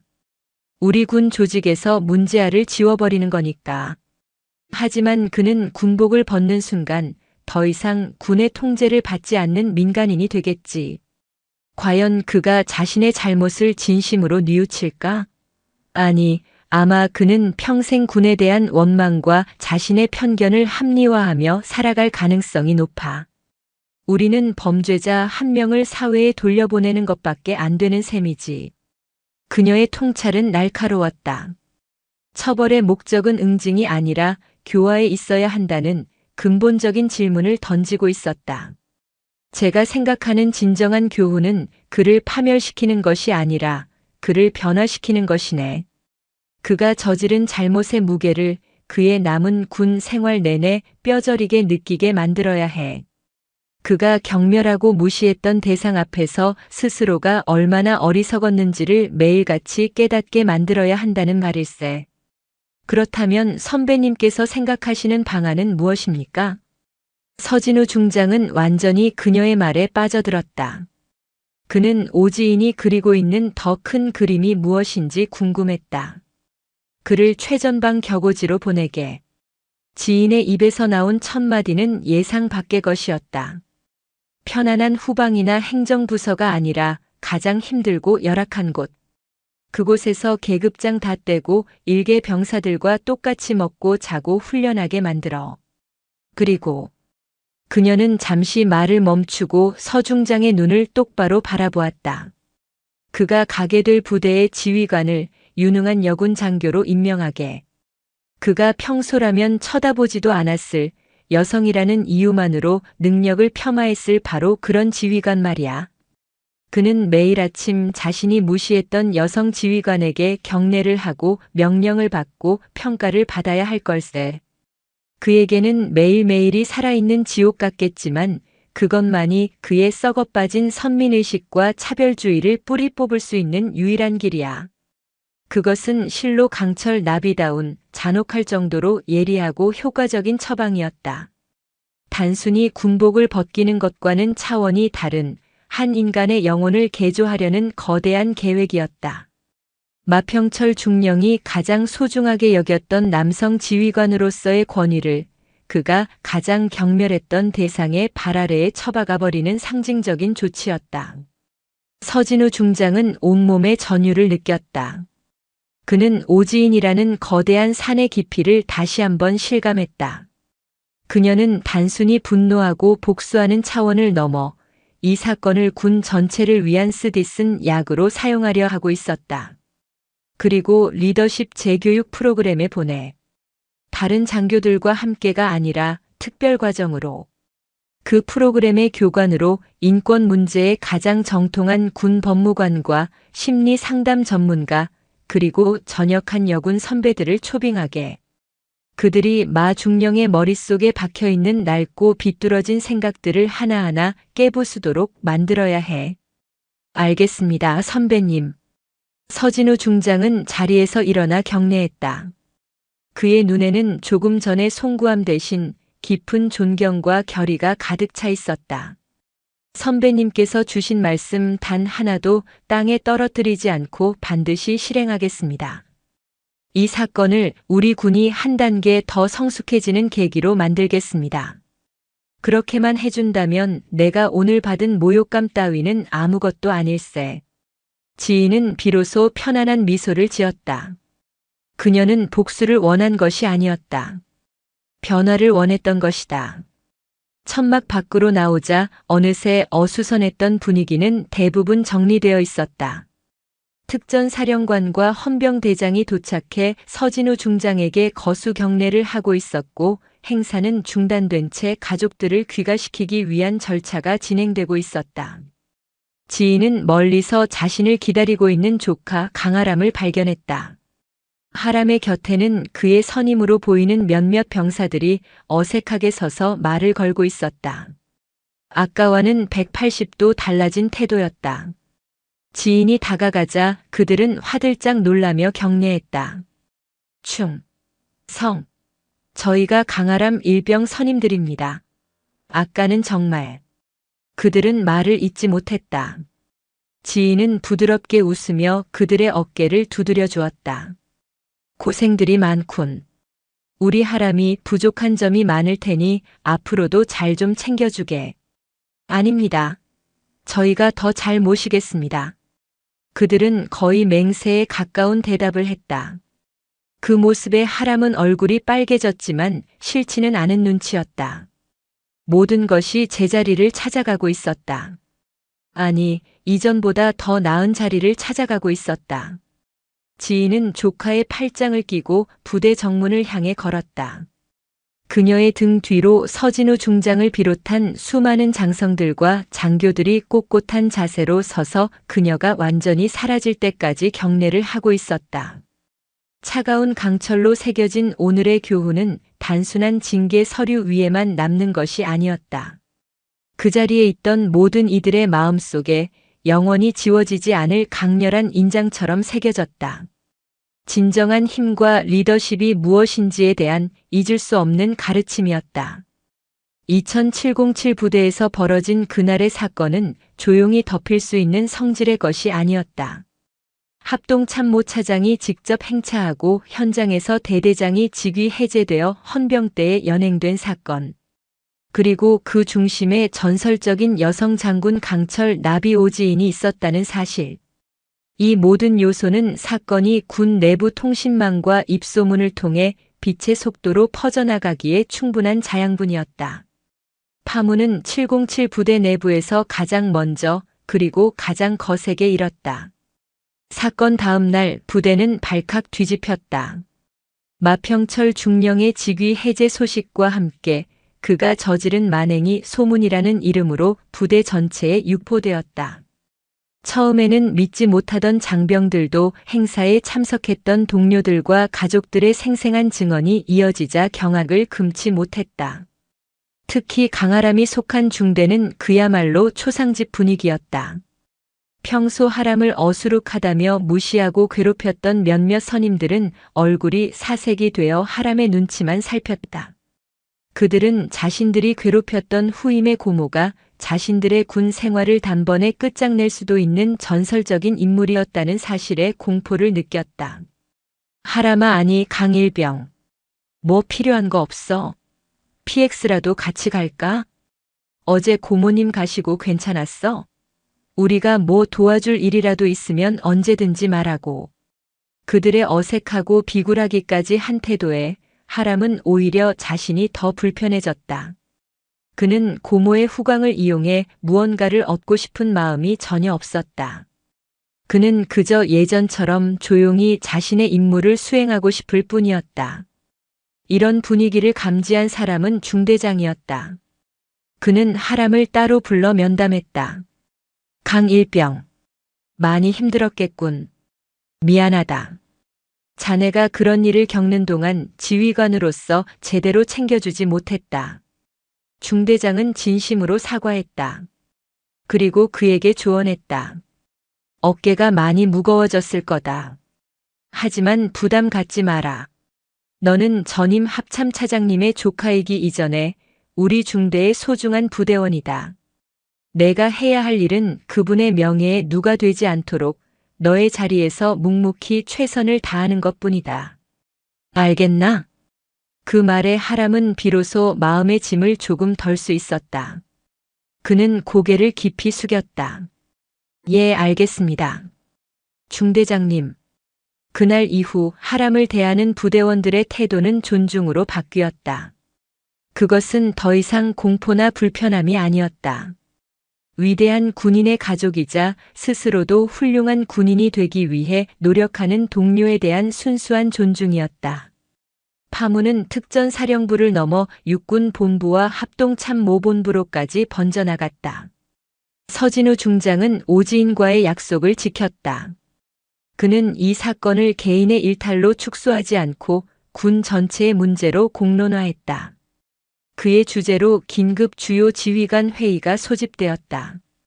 그는 회의석상에서 이천에서 있었던 일을 가감없이 설명했다.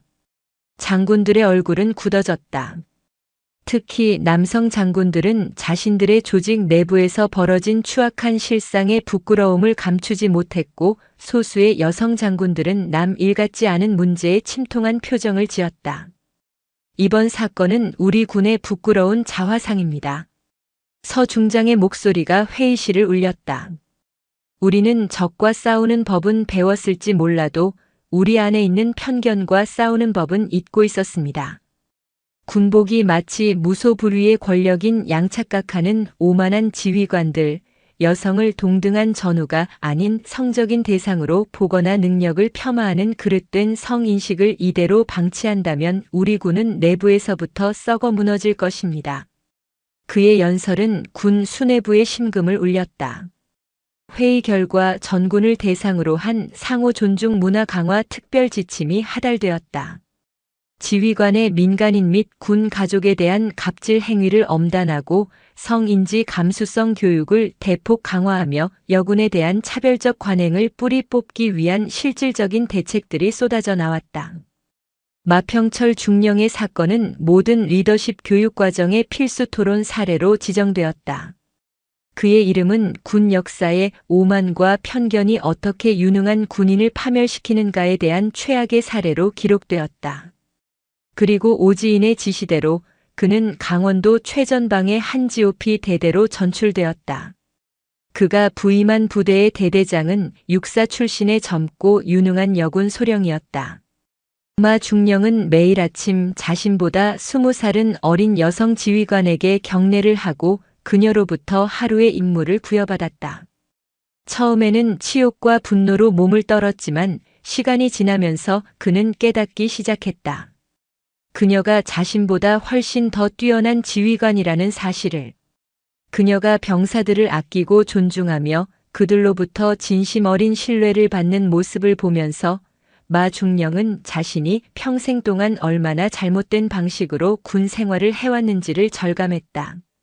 그의 교환은 그렇게 고통스럽지만 확실하게 시작되고 있었다. 파문은 사회로까지 이어졌다. 국방 전문 기자들을 통해 이 사건이 조금씩 알려지기 시작했다. 언론은 잠자는 전설을 건드린 어리석은 중령이라는 자극적인 제목으로 기사를 쏟아냈다. 대중들은 오지인이라는 여성 영웅의 이야기에 열광했고 그녀가 보여준 참교육에 통쾌했다. 그녀의 이야기는 드라마와 영화의 소재로까지 거론되기 시작했다. 하지만 지인은 그 모든 관심의 중심에서 조용히 물러나 있었다. 그녀는 언론 인터뷰를 모두 거절했고 다시 자신의 연구소로 돌아가 묵묵히 국방 정책 연구에만 몰두했다. 그녀는 영웅이 되기를 원치 않았다. 그저 자신이 사랑하는 군이 그리고 조국이 조금 더 올바른 방향으로 나아가기를 바랄 뿐이었다.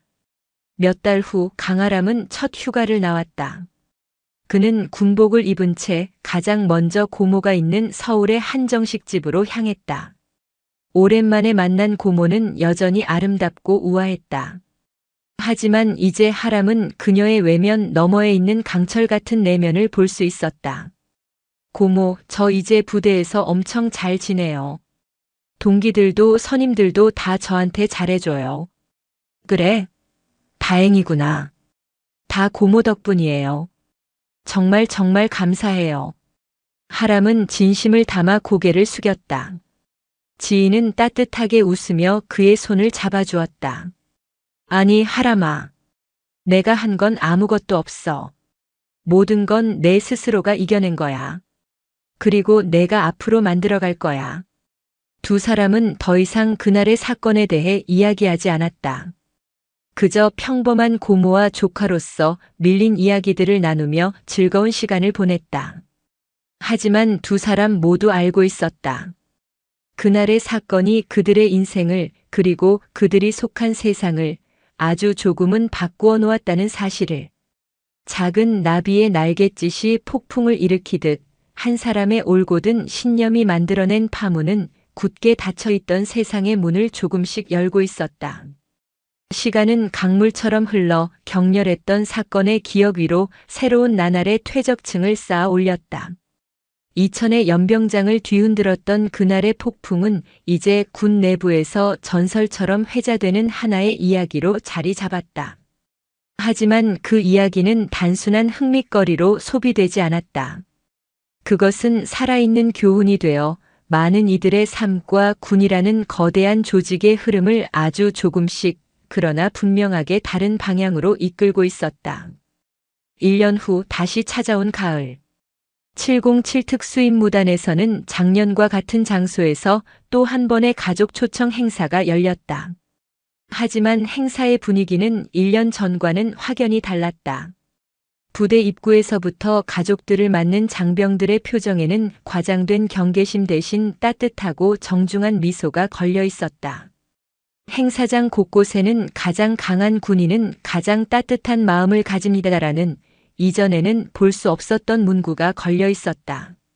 새로 부임한 대대장은 환영사에서 이례적으로 작년의 불미스러운 사건을 먼저 언급했다.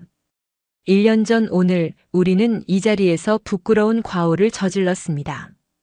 군복의 권위를 착각하여 우리가 마땅히 존중하고 보호해야 할 국민이자 가족의 마음에 깊은 상처를 드렸습니다.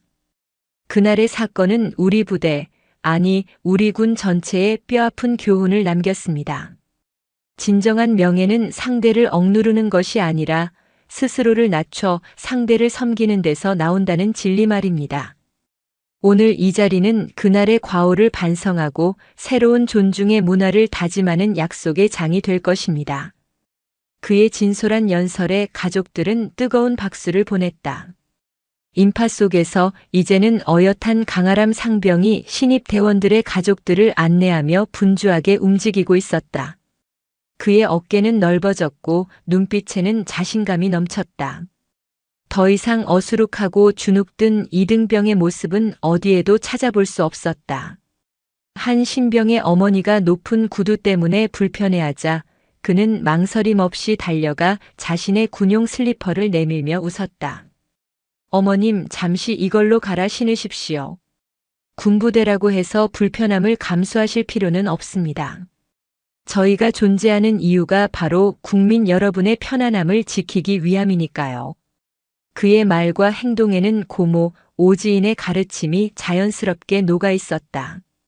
그는 더 이상 누군가의 후광에 기댄 존재가 아니었다. 그 스스로가 빛을 내는 따뜻하고 신뢰감 있는 군인으로 성장하고 있었다. 같은 시각 대한민국 동쪽 끝 최전방의 어느 GOP.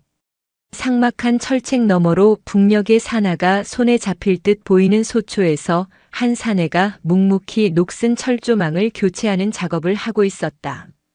1년의 세월은 그의 얼굴에 깊은 주름을 새겼고 한때 오만함으로 번득이던 눈빛은 공허하게 가라앉아 있었다. 마평철. 그는 이제 중령이 아니었다. 강등 처분을 받아 소령 계급장을 달고 있었고 그의 직책은 보급 담당 장교였다. 작업을 마치고 땀으로 범벅이 된 그가 막사로 돌아왔을 때 젊은 여성 대대장이 그를 불렀다. 마 소령, 다음 주 유류 보급 계획서 아직인가? 아닙니다. 어젯밤에 모두 작성해서 책상 위에 올려두었습니다. 그의 대답은 무미건조했다. 하지만 그 안에는 예전과 같은 반항심이나 분노는 담겨 있지 않았다. 그는 지난 1년간 매일같이 자신을 부정당하는 삶을 살았다. 자신이 무시했던 여성 지휘관의 명령에 복종하고 자신이 하찮게 여겼던 사병들과 똑같이 땀 흘리며 일했다. 처음에는 치욕스러웠다. 밤마다 이를 갈며 복수를 다짐했다. 하지만 시간이 흐를수록 그는 깨달았다. 자신이 틀렸다는 것을. 이곳의 여성 대대장은 그가 평생 만나본 그 어떤 남성 지휘관보다도 뛰어났다. 그녀는 병사 한 명 한 명의 이름을 외우고 그들의 아픔을 진심으로 어루만졌으며 위기의 순간에는 누구보다도 먼저 앞장서서 부대를 이끌었다. 병사들은 그녀를 진심으로 따랐다. 그 완벽한 신뢰와 존중의 관계 속에서 마평철은 자신이 평생 동안 쌓아왔던 리더십이라는 것이 얼마나 공허하고 자기만족적인 것이었는지를 비로소 깨달았다. 수고했어. 계획서 확인해봤는데 흠잡을 데 없이 완벽하더군. 여성 대대장의 칭찬에 마평철은 처음으로 고개를 들어 그녀의 눈을 잠시 바라보았다. 그리고 나지막이 대답했다. 감사합니다. 그의 교환은 아직 끝나지 않았다. 어쩌면 평생이 걸릴지도 모를 일이었다. 하지만 분명한 것은 그의 내면에서 단단하게 굳어있던 오만과 편견의 성벽에 아주 작은 균열이 생기기 시작했다는 것이었다. 그리고 5년 후, 시간이 흘러 계절이 5번 바뀌었다. 세상은 그만큼 더 변해 있었다. 육군 부사관학교 졸업 및 임관식. 단상 위에서 임관하는 수많은 초임 하사들 중 한 명이 유독 낭낭한 목소리로 임관 선서를 하고 있었다. 나 강아람 하사는 국가와 국민에게 충성을 다하고 부하들을 사랑하며 어떠한 불의와도 타협하지 않는 정직하고 명예로운 부사관이 될 것을 엄숙히 선서합니다. 강아람. 그는 5년 전의 약속을 지켰다. 그는 전역 대신 직업 군인의 길을 선택했다. 고모가 걸었던 장교의 길이 아닌 군의 허리이자 병사들과 가장 가까운 곳에서 호흡하는 부사관의 길이었다. 그는 그날의 사건을 겪으며 진정한 리더십은 가장 낮은 곳에서부터 시작된다는 것을 깨달았기 때문이다. 그는 복무 기간 내내 모범적인 군 생활로 수차례 표창을 받았고 마침내 우수한 성적으로 부사관 학교를 졸업하게 된 것이다. 행사장 한쪽 구석 화려하지는 않지만 단정하고 기품 있는 옷차림의 한 여성이 그 모습을 흐뭇하게 지켜보고 있었다. 오지인. 그녀의 얼굴에는 세월의 흔적이 희미하게 묻어났지만 눈빛만은 여전히 총명하게 빛나고 있었다. 그녀는 더 이상 어떤 공식적인 직책도 맡고 있지 않았다. 국방연구소에서도 은퇴하여 지금은 조용히 후학을 양성하며 살아가고 있었다. 임관식이 끝나고 늠름한 하사의 모습으로 변한 강아람이 그녀에게 달려왔다. 고모, 저 멋있었습니까? 그럼 세상에서 제일 멋있었지. 우리 조카 정말 자랑스럽다. 지인은 하람의 어깨에 빛나는 녹색 견장을 손으로 쓸어보았다.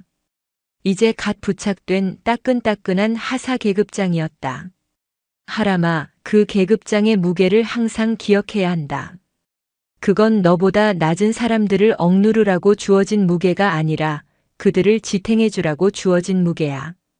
절대 잊지 마라. 네, 고모. 절대 잊지 않겠습니다. 하람은 힘주어 대답했다. 그의 눈빛은 5년 전 그저 두렵고 혼란스러워하던 소년의 그것이 아니었다.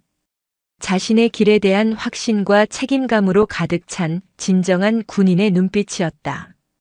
두 사람은 행사장을 나와 서울 용산의 전쟁기념관으로 향했다. 그곳에는 나라를 위해 희생한 수많은 호국 영령들의 이름이 빼곡히 새겨져 있었다. 지인은 그 이름들을 하나하나 쓸어보며 나지막이 말했다. 이분들이 목숨 바쳐 지키고자 했던 것은 이 땅의 영토만이 아니었을 거야. 이곳에 사는 사람들, 그들의 가족, 그들의 평범하고 소중한 일상이었겠지. 군인이 군복을 입는 순간 바로 그 모든 것을 지키겠다는 약속을 하는 것과 같아. 때로는 그 약속을 지키기 위해 우리 자신보다 더 소중한 것을 걸어야 할 때도 있지. 그녀는 잠시 말을 멈추고 하람의 눈을 깊이 들여다보았다.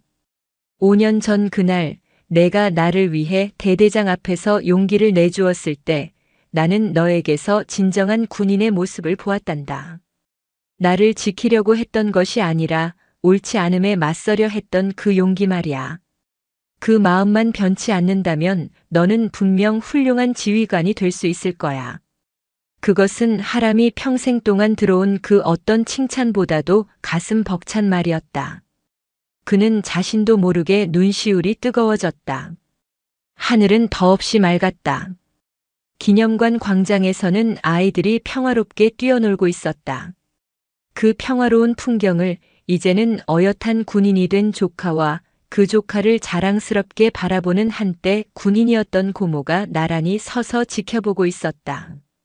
강철 나비 오지인의 전설은 이제 공식적인 기록에서는 찾아보기 힘들어졌다. 하지만 그녀가 남긴 진짜 유산은 기록 속에 있는 것이 아니었다. 그것은 강아람처럼 그녀의 가르침을 이어받은 새로운 세대의 군인들 마음속에 살아 숨쉬고 있었다. 진정한 힘은 파괴가 아닌 창조에 있으며 진정한 권위는 지배가 아닌 섬김에 있다는 믿음. 그 믿음이 군을 그리고 이 사회를 조금 더 단단하고 따뜻하게 만들어가고 있었다. 한 마리 나비의 날갯짓이 만들어낸 조용한 혁명은 그렇게 끝나지 않는 이야기로 계속되고 있었다.